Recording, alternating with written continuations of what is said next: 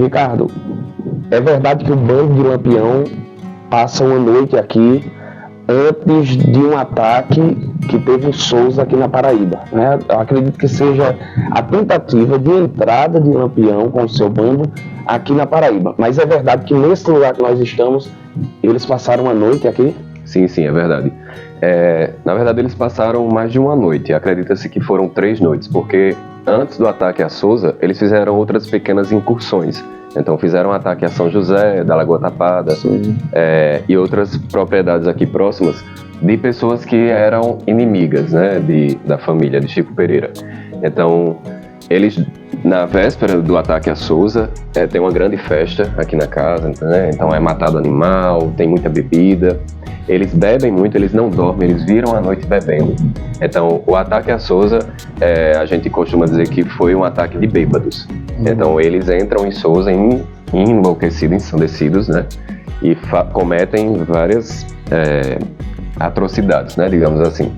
Chico Pereira, e são relatos dos coronéis da época, que Chico Pereira é um dos que fica tentando ali diminuir essa violência, exatamente.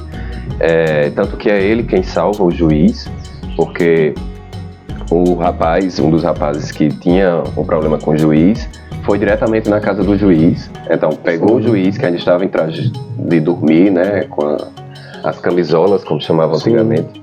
Então pegou o juiz nesses trajes de dormir e fizeram todo tipo de humilhação pelas ruas de Souza com o juiz, né? Fizeram o juiz dançar, tirando nos pés. Fizeram bem típico do cangaço também.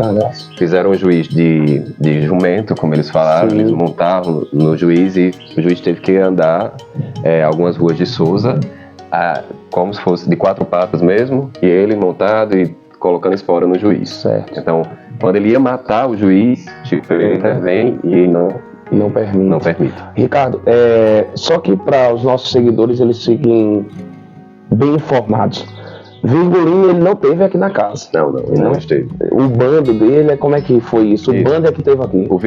O Lampião mesmo, né? Ele estava com ferimento na perna. Ele quase morre desse ferimento, né? Então ele passou um bom tempo lá se tratando em Passos do Irerê. Né? Tinha um doutor lá que era amigo dele e aí ficou cuidando desse ferimento. Então quando uma parte dos homens de Lampião, de Chico Pereira, vai até a divisa, né? Paraíba e Pernambuco, solicitar o bando de Lampião, ele não pode vir por conta desse ferimento, mas aí ele manda os 2 irmãos. Então nessa casa aqui estiveram os 2 irmãos que chefiaram o bando dele. Então Antônio e Levino, né, os 2 irmãos de Lampião, estiveram aqui chefiando os homens de Lampião. Uma parte ficou lá com Lampião, uma pequena parte para protegê-lo, né, caso a polícia quisesse entrar lá, e outra parte maior veio para cá, para essa casa, juntou-se ao bando de Chico Pereira e acredita-se que tinha de 80 a 100 homens, mais ou menos, no ataque a Souza. Certo. Até mesmo porque o bando de Lampião, gente, era imenso, né, e era subdividido em subgrupos. Né, então era comum, em alguns ataques, o rei do cangaço mandar os seus subgrupos virem resolver essas querelas que se tinha nos povoados, nas vilas, etc. Nós percebemos que o Chico ele entra no cangaço por vingança do que fizeram com o seu pai. Isso. Né? Isso também é bem típico do cangaço. Eu quero dizer para vocês que estão nos acompanhando que nós não fazemos apologia ao cangaço, mas o cangaço é um elemento cultural que não pode ser esquecido no Nordeste.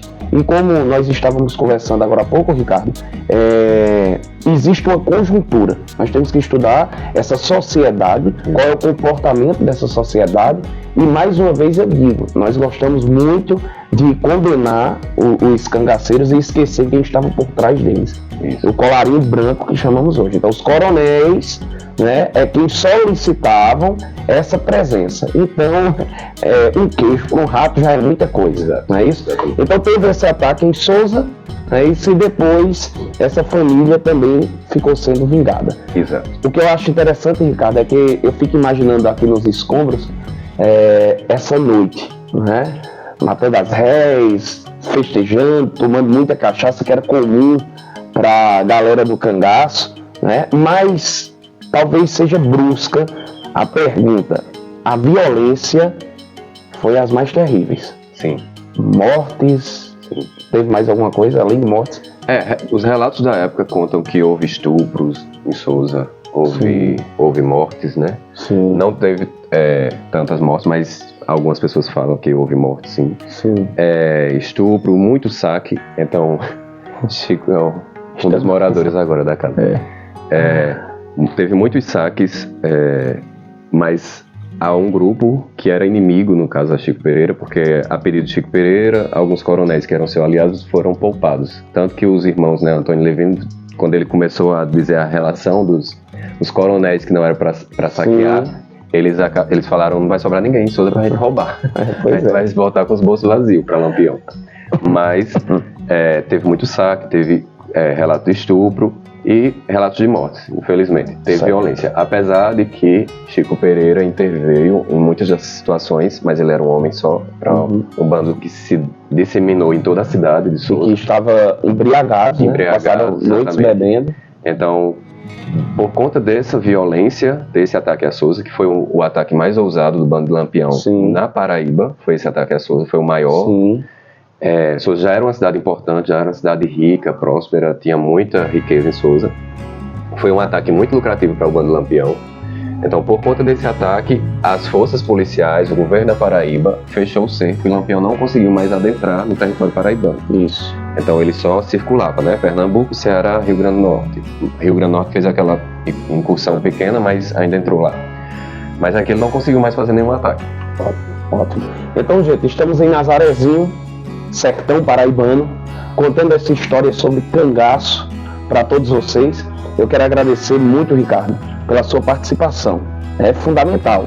Eu que agradeço. Nós que somos historiadores não conhecemos todas as histórias. Então, quando chegamos em uma cidade, que encontramos alguém que está disponível para contar essa história, isso fica mais solidificado, né? História é ciência, tem que ser contada da forma que foi, né? Então você está nos acompanhando, estamos mais uma vez dizendo em Nazarezinho, na Paraíba, e aqui teve aquela festança do grupo de Lampião.